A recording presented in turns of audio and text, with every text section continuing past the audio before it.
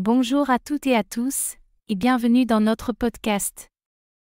Je suis Émilie, et aujourd'hui, avec mon co-animateur Lucas, on va plonger dans un sujet passionnant, comment parler français comme un natif. Oui, vous avez bien entendu. Pas juste apprendre le français, mais vraiment le parler comme les Français eux-mêmes. On le sait tous, parler une langue, c'est une chose, mais sonner naturel, c'est un tout autre défi. Peut-être que vous comprenez bien le français, vous connaissez les règles de grammaire, vous avez même un bon vocabulaire. Mais quand vous ouvrez la bouche, vous avez l'impression qu'on entend tout de suite que vous êtes un étranger? Pas de panique. Vous n'êtes pas seul, et surtout, vous êtes au bon endroit. Dans cet épisode, on va vous dévoiler 8 clés essentielles pour adopter un français authentique. On va parler de la prononciation, de la fameuse liaison, des expressions familières que les natifs utilisent tous les jours, et même de la manière de penser en français. Tout ça, dans un style détendu, clair, et avec plein d'exemples concrets pour que vous puissiez les appliquer tout de suite. Et entre nous, ce n'est pas seulement une question de grammaire. C'est une question de rythme, d'attitude, et surtout, de pratique intelligente. On va vous montrer comment écouter, parler, et interagir comme un vrai francophone. Alors, installez-vous confortablement, prenez une tasse de café ou de thé, et laissez-vous guider. Vous allez voir, parler comme un natif, ce n'est pas un rêve lointain, c'est tout à fait possible. Et on est là pour vous aider à y arriver, étape par étape. Prêt?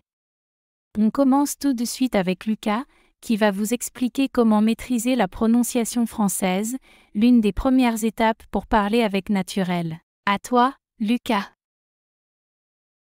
Aujourd'hui, on va attaquer le tout premier défi pour parler français comme un natif, la prononciation. C'est souvent ce qui trahit un apprenant, même s'il connaît beaucoup de vocabulaire. Une bonne prononciation peut vraiment transformer la manière dont on vous comprend et la manière dont vous vous sentez quand vous parlez. D'abord, parlons des sons nasaux. Ce sont des sons typiquement français et souvent difficiles à maîtriser pour les non-francophones. Je parle de sons comme on, en, ou encore un. Par exemple, dans mon ou enfant, l'air passe par le nez, ce qui donne cette sonorité particulière. Ça ne ressemble ni à un N classique, ni à une voyelle standard. Un bon exercice, c'est de tenir votre nez légèrement fermé pendant que vous prononcez bon ou pain. Si vous sentez une vibration ou si ça devient difficile, vous êtes probablement sur la bonne voie. Ensuite, un point souvent négligé, les lettres muettes, surtout à la fin des mots. En français, on ne prononce presque jamais la dernière consonne. Par exemple, petit se prononce petit, parle devient parle, et froid se dit froid. C'est très courant, et pourtant, beaucoup d'apprenants ont tendance à vouloir prononcer chaque lettre comme en anglais ou dans leur langue maternelle. Ça donne une impression un peu robotique. Donc un bon conseil ici, faites confiance à vos oreilles plus qu'à vos yeux. Ah, et le fameux R, français. Ce cauchemar guttural qui vient du fond de la gorge. Oui, il peut sembler rude au début, mais c'est un des sons les plus caractéristiques du français. Ce n'est pas un R roulé comme en espagnol ou un R doux comme en anglais. Essayez de faire un gargouillis très doux à l'arrière de votre gorge, un peu comme si vous faisiez un son de raclement de gorge, mais attention à ne pas forcer. Par exemple, pour dire rue, pensez à laisser vibrer ce R juste derrière votre palais. Ce que je vous recommande vivement, c'est de vous enregistrer en train de parler. Lisez un petit texte à voix haute, puis écoutez-vous. Vous serez surpris de repérer les petites erreurs ou les sons que vous pensiez avoir bien faits. C'est comme se regarder dans un miroir linguistique. Vous pouvez même comparer votre prononciation à celle de locuteurs natifs. YouTube et les podcasts sont d'excellents outils pour ça. Et n'oubliez pas, la clé, c'est la répétition consciente. Ne vous contentez pas de répéter au hasard, concentrez-vous sur la forme de votre bouche, le flux d'air, et l'accentuation des sons. Et surtout, ne soyez pas trop dur avec vous-même. Même les Français font parfois des erreurs de prononciation. Voilà pour cette première étape. Maîtriser la prononciation, c'est un peu comme apprendre à danser. Au début, on est maladroit, mais avec du rythme, de l'écoute et un peu de fun, tout devient plus fluide. On passe maintenant à Émilie pour la suite, la liaison, un autre secret bien gardé du français parlé. À toi, Émilie. Maintenant, passons à un aspect du français parlé qui semble souvent invisible à l'écrit, mais qui change tout quand on parle, la liaison. Si vous voulez parler français comme un natif, comprendre et maîtriser la liaison est indispensable. Alors, qu'est-ce que c'est exactement? Eh bien, la liaison, c'est ce petit phénomène qui relie les mots entre eux à l'oral. Par exemple, au lieu de dire « vous avez » avec une pause entre les deux mots, un francophone dira « vous avez » en connectant le S final du mot « vous » avec le mot suivant. C'est naturel, fluide, et c'est exactement ce qui rend le français si mélodique. Mais attention! Toutes les liaisons ne sont pas automatiques. Il y en a 3 types, les liaisons obligatoires, facultatives et interdites. Les liaisons obligatoires apparaissent dans des cas précis comme entre un déterminant et un nom. Par exemple, les amis devient les aide-amis. C'est pareil entre un pronom et un verbe.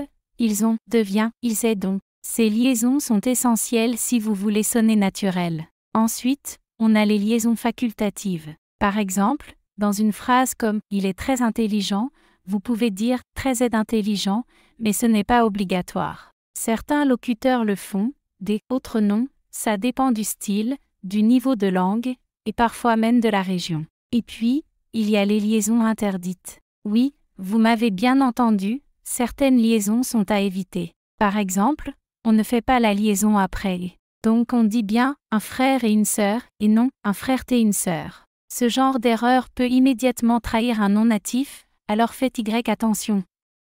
Un bon exercice pour progresser, c'est d'écouter des dialogues authentiques des séries, des podcasts, des vidéos et d'essayer de repérer les liaisons. Vous pouvez même répéter à voix haute, en imitant exactement ce que vous entendez. Ce travail d'imitation vous aidera à intégrer la musicalité du français parlé. Alors, la prochaine fois que vous parlerez français, essayez d'écouter votre propre voix. Est-ce que vous faites les bonnes liaisons? Est-ce que ça sonne naturel? N'ayez pas peur de vous entraîner, même devant le miroir. Rappelez-vous, chaque petite liaison fait une grande différence.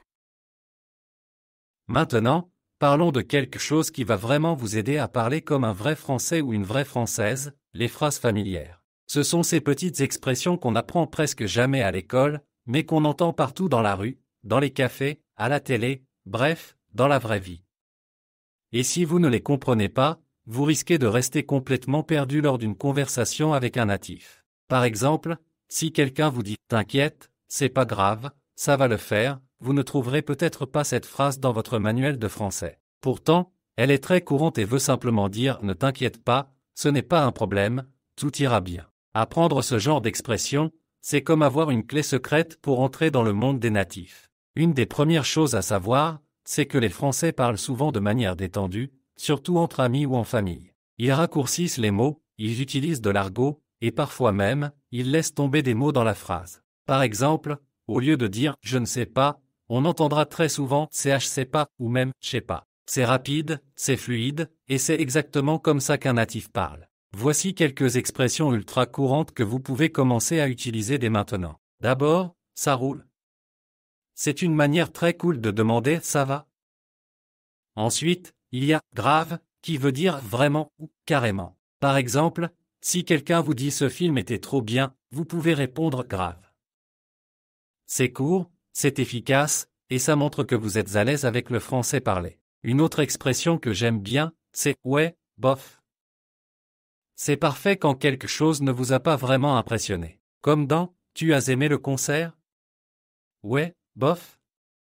Cela veut dire « pas terrible, je suis pas super emballé ». Et que dire de l'argot?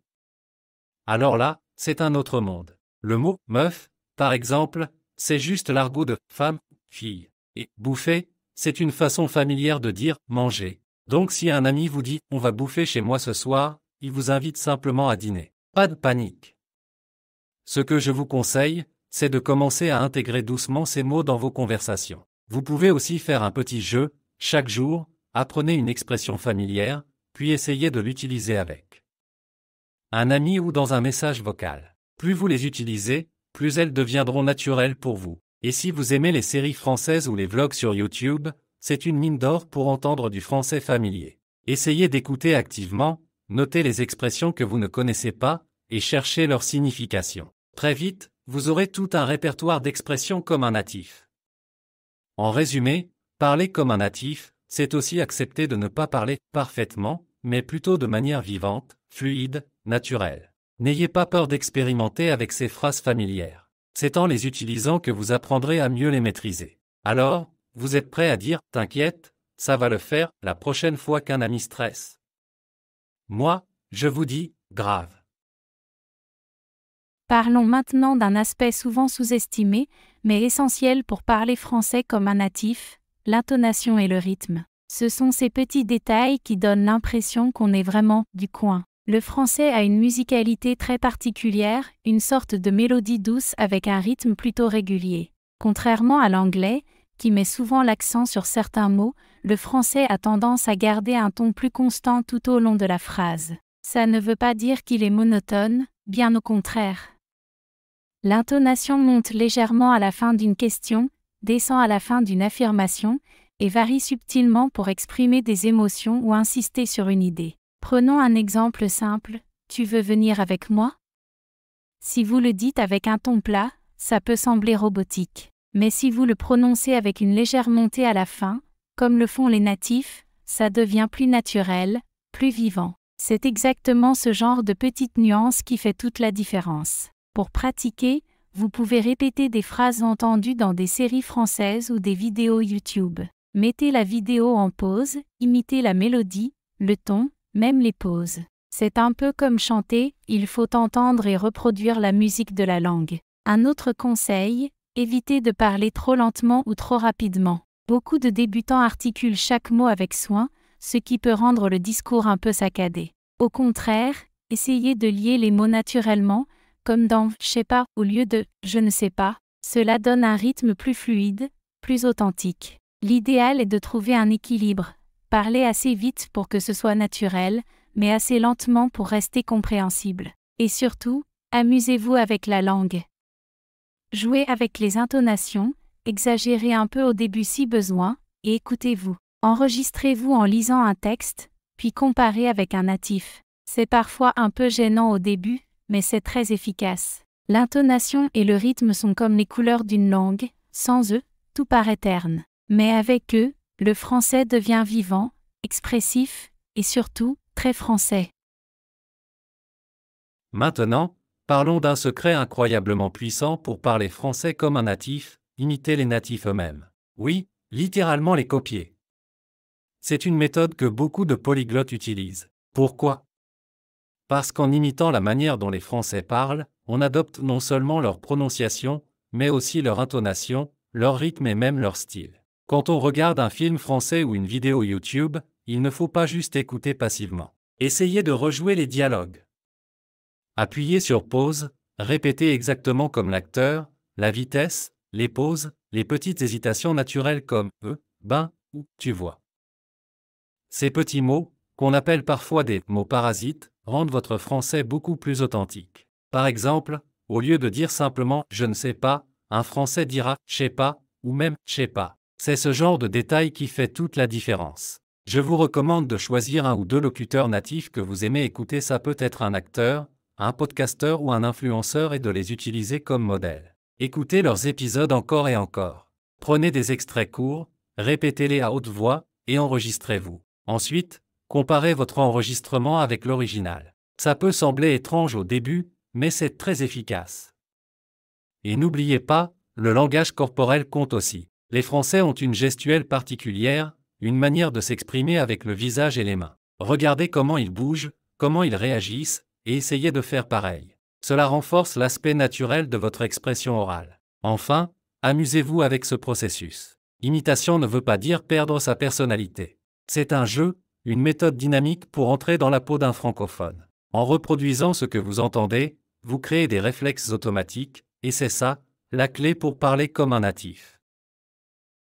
Alors, on arrive à une étape cruciale pour parler français comme un natif, penser en français. Et là, je vous entends déjà dire « Mais comment on fait ça, Émilie ?» Mon cerveau pense toujours dans ma langue maternelle. Pas de panique, c'est normal au début. Mais justement, apprendre à penser directement en français, sans passer par la traduction, c'est ce qui vous fera vraiment progresser. Pourquoi c'est important ? Parce que chaque fois que vous traduisez dans votre tête, vous ralentissez la conversation, vous bloquez, vous cherchez vos mots. Mais quand vous commencez à associer directement une idée à une phrase en français, tout devient plus fluide, plus naturel, presque automatique. Alors, comment faire ? Première astuce, parlez tout seul. Oui, je vous autorise à parler à vous-même, à voix basse ou dans votre tête. Par exemple, qu'est-ce que je vais manger ce soir? Où est-ce que j'ai mis mes clés? Il fait super beau aujourd'hui. Ce sont des petites phrases simples du quotidien, mais elles entraînent votre cerveau à formuler directement en français. Deuxième astuce, étiquetez votre environnement. Si vous voyez une chaise, dites « chaise ». Si vous voyez un chat, dites « chat ». Ça paraît bête, mais ça fonctionne. Et plus vous le faites, plus votre cerveau s'habitue à voir le monde en français. Et enfin, pensez avec des images et des émotions. Associez un mot ou une phrase à une situation vécue ou à une sensation. Par exemple, au lieu de traduire « un petit raid », ressentez la fatigue et dites directement « je suis fatigué ». C'est comme ça que les natifs pensent, pas en mots étrangers, mais en sensations et en réponses naturelles. Alors, vous êtes prêt à reprogrammer un peu votre cerveau? Penser en français, c'est comme un muscle, plus on l'entraîne, plus il devient fort. Parler comme un natif ne se résume pas seulement à maîtriser la grammaire ou la prononciation, il faut aussi se plonger dans le français de tous les jours. Le français quotidien est ce qui se dit réellement dans les rues, entre amis, au travail, et dans les conversations informelles. Ce sont ces petites expressions et tournures de phrases qui rendent la langue vivante et fluide. Pour ne pas paraître trop scolaire ou rigide, il est important d'intégrer ces expressions naturelles dans votre vocabulaire. Prenons l'exemple des phrases informelles que les Français utilisent fréquemment. Plutôt que de dire « cela ne me dérange pas » dans une conversation amicale, vous pourriez dire « ça me fait rien » ou même « pas de souci ». Cela rend la phrase plus naturelle, plus rapide et surtout, plus proche de la façon dont un natif s'exprimerait. Ensuite, il y a des tournures de phrases familières que vous entendrez tout le temps. Par exemple, au lieu de dire « c'est difficile à comprendre », un natif pourrait simplement dire « c'est chaud » ou « c'est galère ». Ces expressions informelles rendent les conversations plus dynamiques et moins formelles. Une autre partie du français quotidien concerne les raccourcis dans les phrases. Par exemple, plutôt que de dire « je ne sais pas » de manière complète, de nombreux Français diront simplement « je sais pas » ou même « je sais pas » sans la négation complète. C'est un moyen rapide et fluide de s'exprimer, et vous l'entendrez très souvent. Il est aussi important de s'habituer à l'argot et aux expressions régionales. Par exemple, à Paris, vous entendrez souvent des termes comme « mec » pour homme ou « meuf » pour femme. Ces mots sont familiers et ajoutent une touche authentique à votre discours. Pour pratiquer, je vous conseille de consommer des contenus français qui utilisent ce langage naturel, des séries, des films ou même des podcasts. Non seulement vous apprendrez ces expressions, mais vous verrez aussi comment elles s'intègrent dans des contextes variés. Alors, n'hésitez pas à écouter et répéter ce que vous entendez, à la manière d'un natif. Dans ce segment, nous allons parler de l'une des clés pour parler français comme un natif, les structures phraséologiques. Ce sont des constructions de phrases que les francophones utilisent tous les jours. Si vous voulez parler français naturellement, il est essentiel de les comprendre et de les utiliser. Commençons par les verbes pronominaux. En français, certains verbes se conjuguent avec un pronom réfléchi, comme se lever ou se coucher. Ces verbes ne sont pas toujours traduits de manière évidente dans d'autres langues. Par exemple, je me lève ne signifie pas I lift myself up en anglais, mais simplement I get up. C'est une construction très courante dans la vie quotidienne, alors entraînons-nous, elle se maquille, il se parle souvent, etc. Ensuite, il y a les négations informelles. En français, on n'utilise pas toujours la négation formelle avec ne pas. Par exemple, au lieu de dire je ne sais pas, les natifs diront souvent simplement je sais pas. C'est une manière plus détendue et plus fluide de parler. Mais attention, cela dépend du contexte. Dans des situations plus formelles, il est important de garder la structure complète. Une autre structure qu'il faut maîtriser, ce sont les questions informelles. Plutôt que d'utiliser les formules classiques comme « est-ce que tu sais ?». Les Français utilisent des tournures plus naturelles et plus directes, « tu sais ». Où ça va ? Au lieu de « comment ça va ?».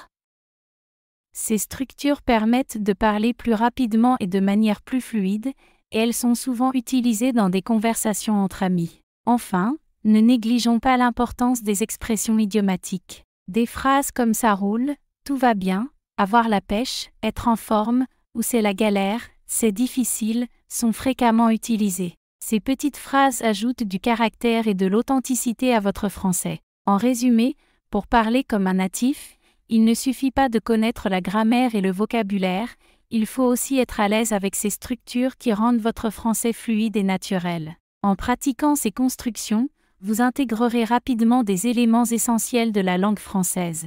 Alors, prêtez attention à ces structures dans vos conversations et n'ayez pas peur de les utiliser. Et voilà, chers auditeurs, nous arrivons à la fin de notre épisode sur comment parler français comme un natif. Nous espérons que vous avez trouvé ces conseils utiles et que vous êtes motivés à mettre en pratique ce que vous avez appris aujourd'hui. Comme nous l'avons vu, parler comme un natif ne se résume pas seulement à apprendre du vocabulaire ou à connaître les règles de grammaire. Il s'agit aussi de comprendre les subtilités de la prononciation, de maîtriser la liaison, et de plonger dans le français vivant, celui que l'on entend tous les jours dans les rues de Paris, ou à travers les films et la musique. N'ayez pas peur d'imiter les natifs, d'essayer des expressions familières, et surtout, de penser directement en français. Plus vous serez en contact avec la langue, plus vous deviendrez à l'aise et naturel. Nous savons que ça peut prendre du temps, mais chaque petite avancée compte. Le plus important est de ne pas abandonner, de pratiquer régulièrement, et de ne pas avoir peur de faire des erreurs. Après tout, c'est en forgeant qu'on devient forgeron, n'est-ce pas? Si vous avez aimé cet épisode, n'oubliez pas de vous abonner à notre podcast et de partager vos réflexions avec nous sur les réseaux sociaux. Nous serions ravis de savoir comment vous progressez et quels sujets vous aimeriez que nous abordions dans les prochains épisodes. Merci d'avoir été à l'écoute et à bientôt pour un nouvel épisode, où nous continuerons à vous aider à parler français comme un véritable natif.